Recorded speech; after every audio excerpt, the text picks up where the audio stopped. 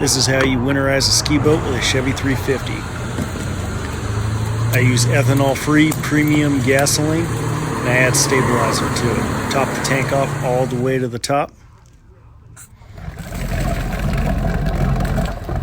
I hook up the boat to water, let it run for about 5 or 10 minutes, let the motor come up to temp. Gets all the sediment in the bottom of the oil pan up so that when you drain the oil, you get all that stuff out of there. She sounds pretty good from the back there. Not too bad for an old girl.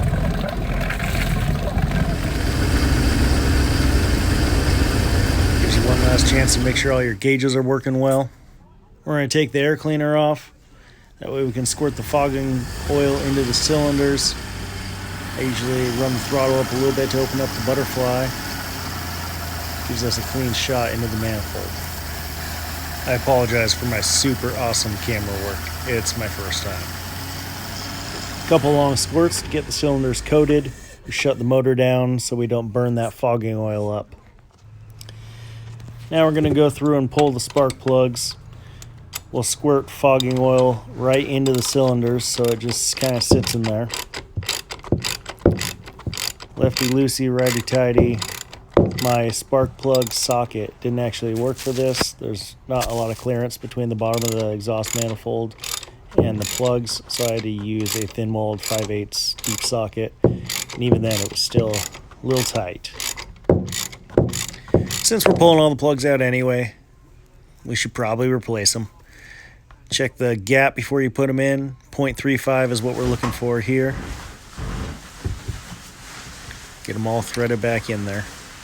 Don't cross thread them.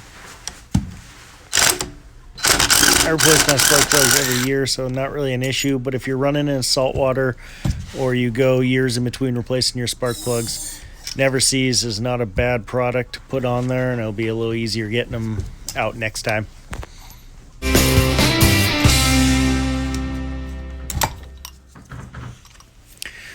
A little background on this boat. It's a 96 Alpina. It's made by brendella. It's a 20-foot.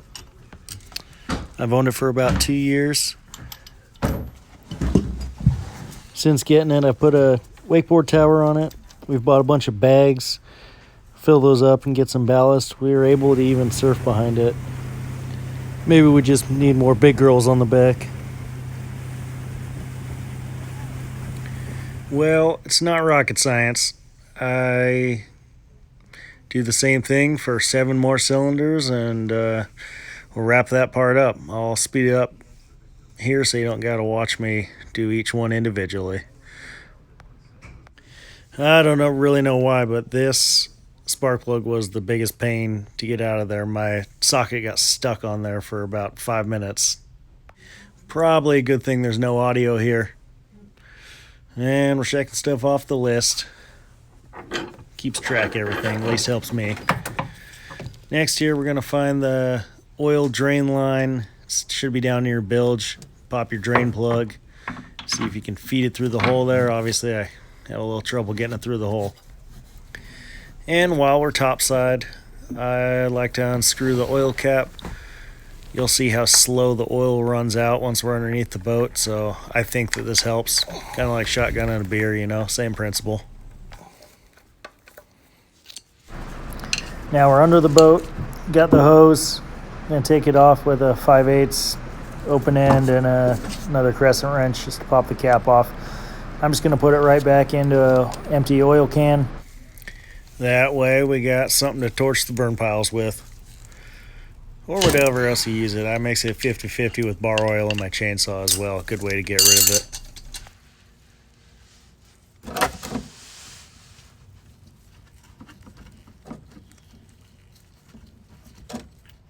Now, as you can see, it's not like in a car when you pop the drain plug. There's no pressure behind it. The oil just slowly oozes down that line, but I promise it eventually makes it out. We got about 4 quarts out of the motor. We're going to let that drain, make some coffee, have a union break, and run to the store for some oil and a filter.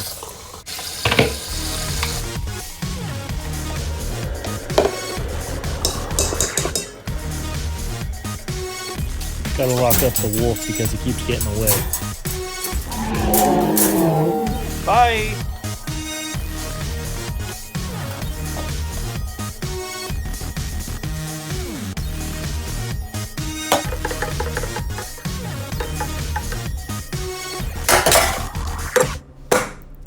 in the truck and off to the store for some caffeine-fueled shopping.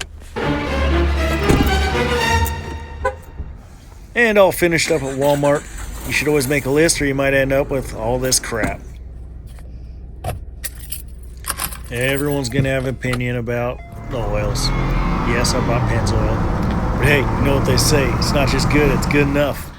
This is the raw water drain. This is the only one we need to drain. This one up here will drain coolant, so you can leave that one alone. Obviously the coolant won't freeze over the winter. Last year I drained everything, kind of not knowing what was where. Just kind of unnecessary. Just the raw water needs to get drained out. Chase this tube around and drain all the water out. Right now we're on the port side of the boat.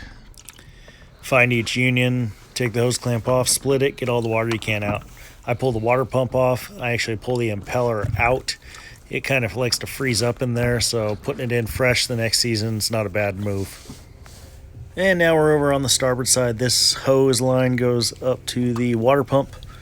Get this all drained as well. Again, so sorry for my shaky camera work. Probably need a drink. We're going to fill up the oil, check it off camera. I put a new spin-on filter on. And that concludes our winterization of our boat here. Let me know what I missed. Thank you.